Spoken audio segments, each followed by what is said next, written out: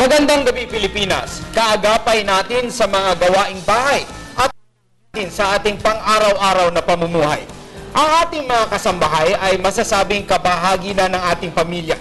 May tuturing din silang mahahalagang miyembro ng ating tahanan sapagkat sila ang mga bumubuno ng mga gawaing di natin mabigyang pansin dahil sa ating kawalan ng oras. At bilang pagkilala at pagpapahalaga sa kanilang serbisyo, nilagdaan ni Pangulong Benigno S. Aquino III noong Enero ang Domestic Workers Act o ang Batas Kasambahay. Layo ng batas na ito na bigyang umento o gawing standard ang sweldo ng ating mga kasambahay at bigyan sila ng karampatang mga benepisyo. Dahil po sa paglabas ng implementing rules and regulations na napirmahan nito lamang June 3, na-implementa na po ang Batas Kasambahay. Ito na nga ba ang solusyon sa mga problemang kinaharap ng ating mga kasambahay? At ano po ang implikasyon nito sa mga employers na kanilang pinapasukan? Ako po si Gio Tingson. Ako naman si Cathy San Gabriel. At ako po si Atty. Mark Castodes. Ngayong gabi, samahan po ninyo kami sa isang oras at kalahating paghimay sa isyong ito. Dito lamang sa Kasambahay Law, a PTV Special Forum.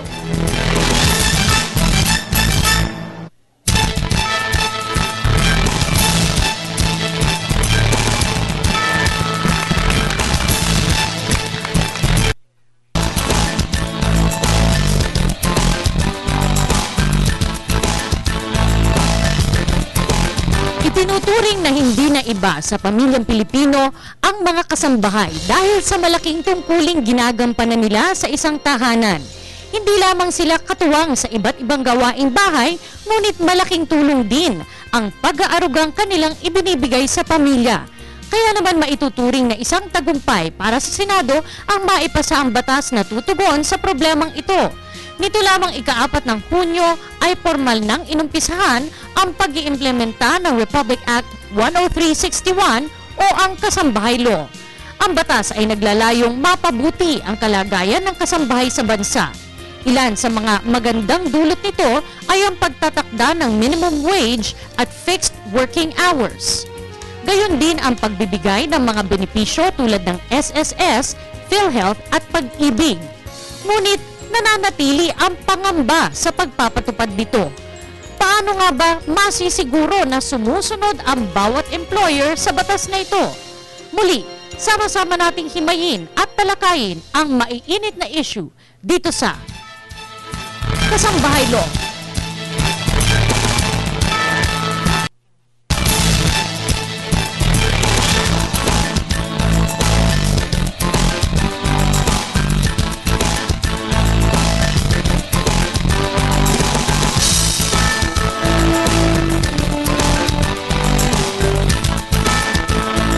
Gabi Pilipinas, ngayong gabi nga po ay pag-uusapan natin ang Kasambahay Law. Kasali na rito ang lahat ng mga isyong konektado sa ating mga kababayang mga domestic helpers. Lahat ng yan ay ating pag-uusapan ngayong gabi nga, Mark. Ay, magandang gabi sa iyo, Cathy, at sa ating tagapanood.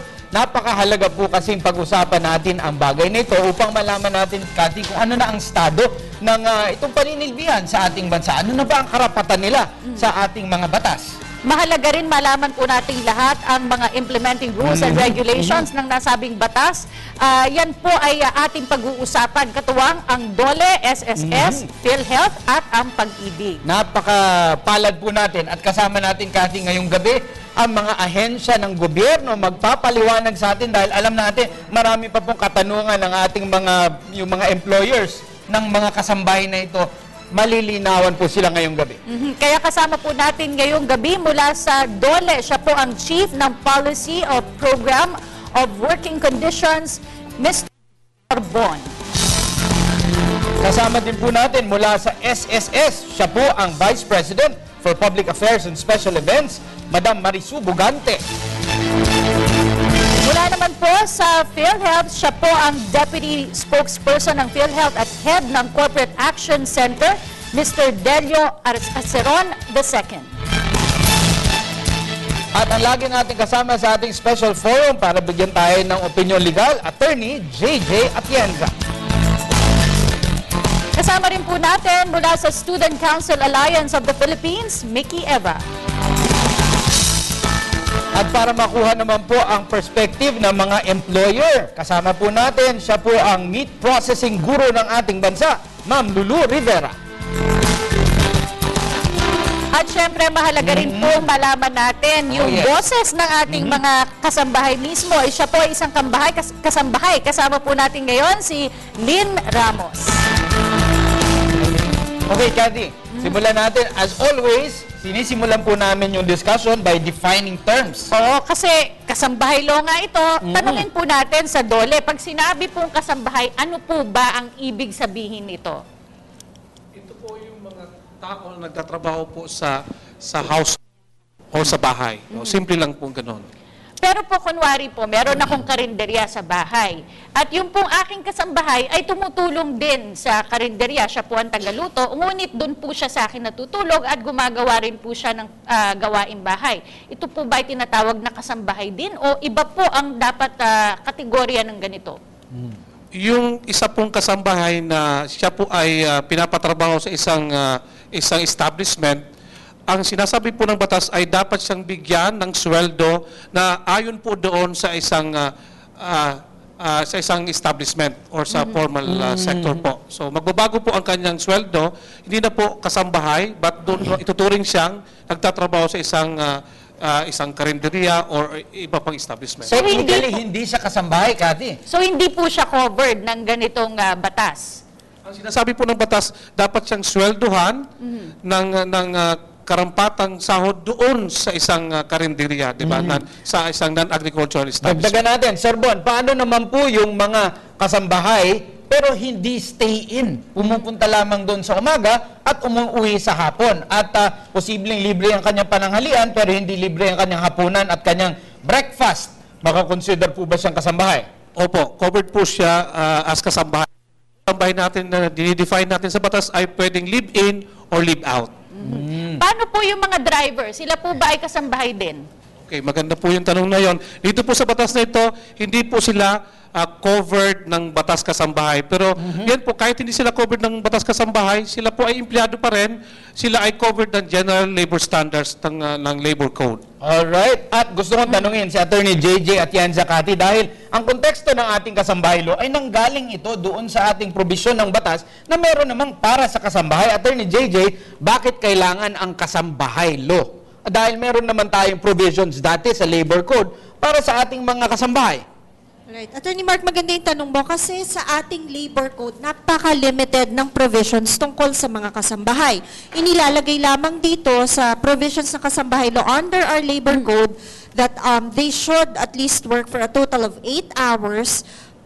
At least merong pahinga na in 1 week ay meron silang at least 24 hours na pahinga in 1 week.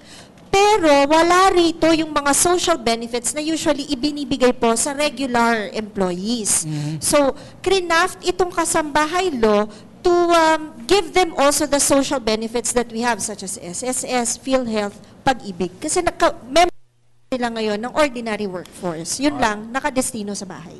Attorney JJ, I just have a follow-up, no? Kasi sabi nga, dapat 8 hours of work. Pero in reality, hindi naman po talaga inoorasan yun.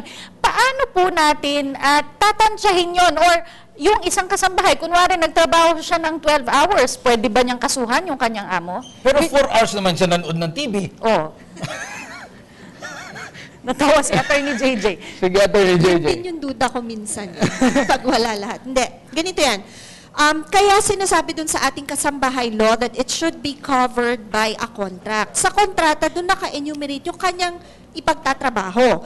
Ngayon, alam naman natin na pag-alis ni ate at ni kuya ay hindi naman continuous sila nagtatrabaho. They can use the time for their personal errands or whatsoever, basta make sure na yung official na gawa nila yung designated work sa bahay, dapat ay hindi naman lalagpas nga ng 8 oras. Hindi naman porque siguro pagdating ng ika-8 oras, hindi mo na siya pwedeng hinga ng maaari mo ba akong bigyan ng isang basong tubig. Pwede pa rin naman yon. As sinasabi lang is yung general description ng kanyang work, kagaya let's say labandera, hindi mo naman pwedeng sabing 8 oras ka maglalaba. Ha? Napakahirap nun. That's backbreaking.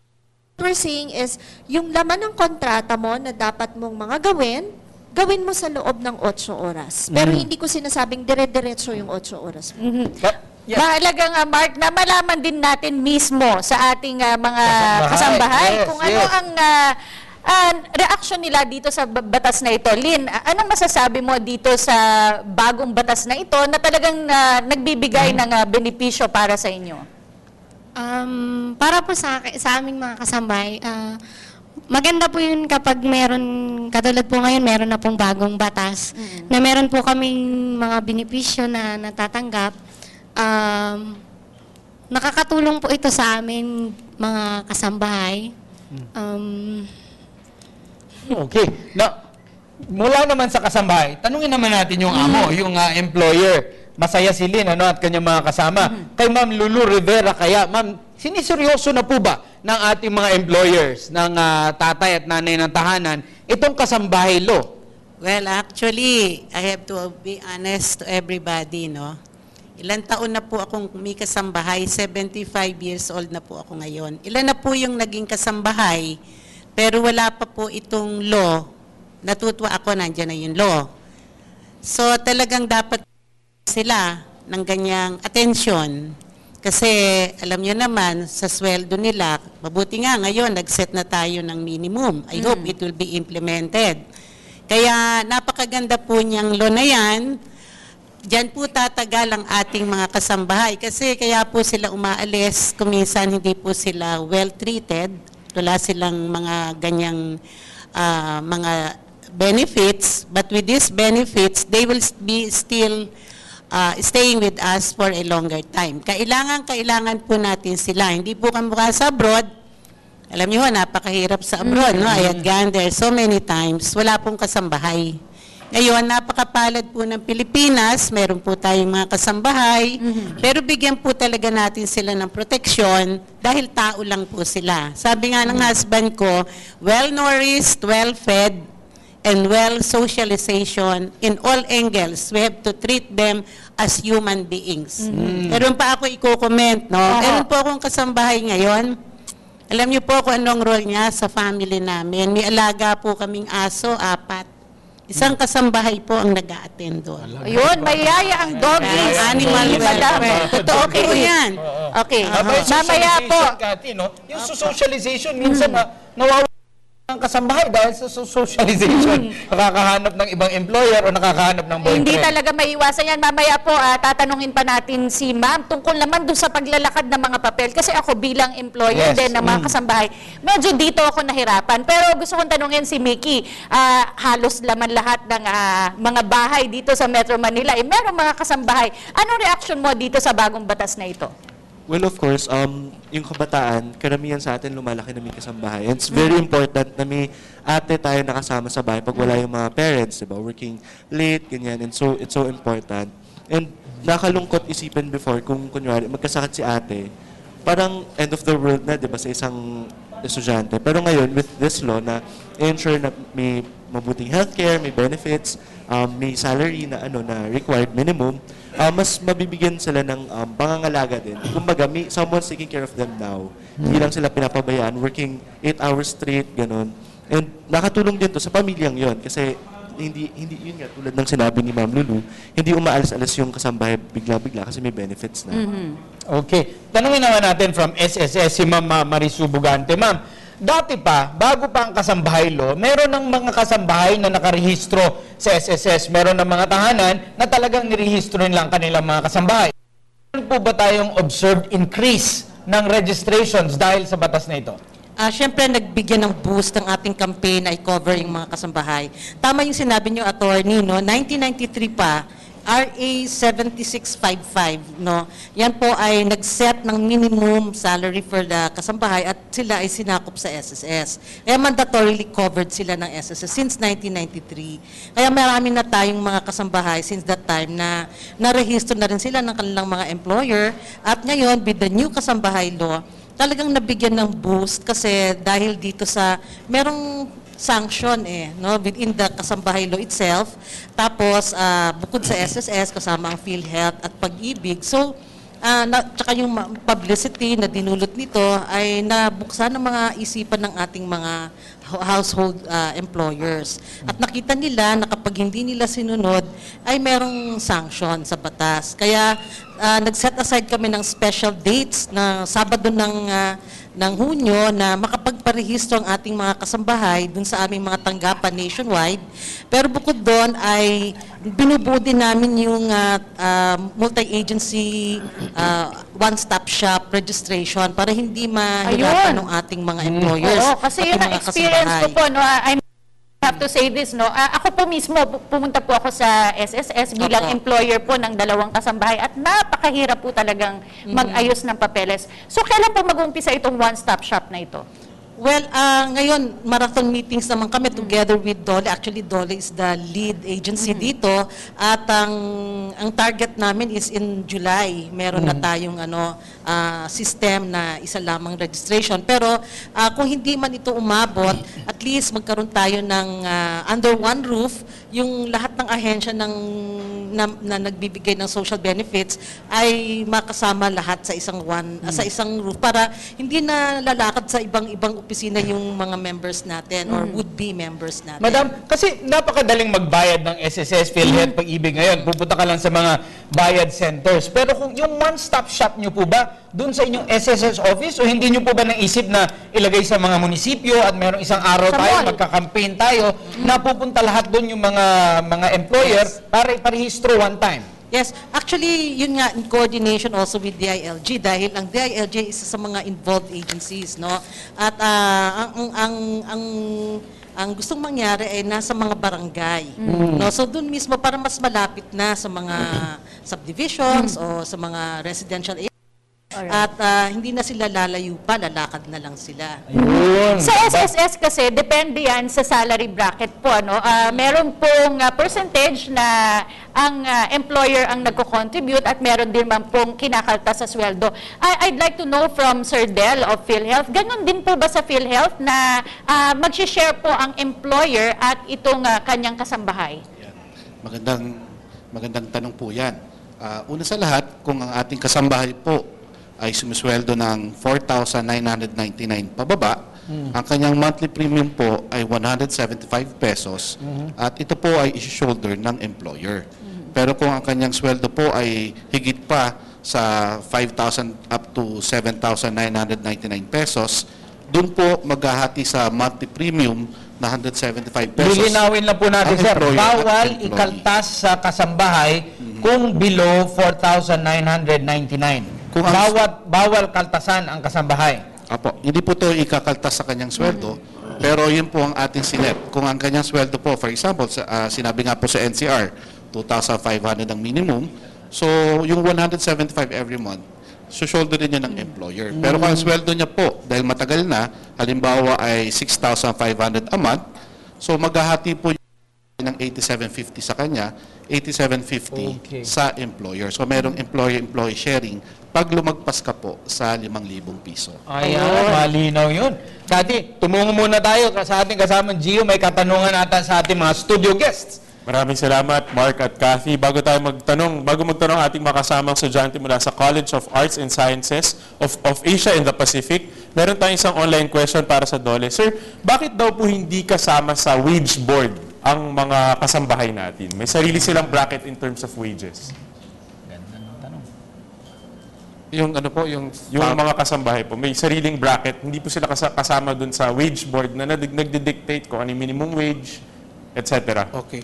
Ito po ay, sa batas po ay after a year, yan po ay i-review na rin po ng wage board. So magkaroon ng review and if applicable, magkakaroon na rin po sila ng wage rate. But kung yan ba ay monthly or daily. So magiging saklaw na rin po sila actually ng wage board later on after a year. Pag yan po ay review. So sa ngayon po, ang bracket pa rin na sinusundan na 2,500, 2,000 at 1,500. Yes, kasi yan po ang nakatakda sa batas. Aha, salamat po. Tawagin natin si Felix Altiche. Hi sir, good evening po sir. Para po kay Sir Nicanor Bon, nabanggit po kanina ni Attorney JJ pertaining to the contracts, yung breakdown po ng contract pagdating sa kasambahay, no? medyo malawak po yung contractualization po dito po sa Pilipinas.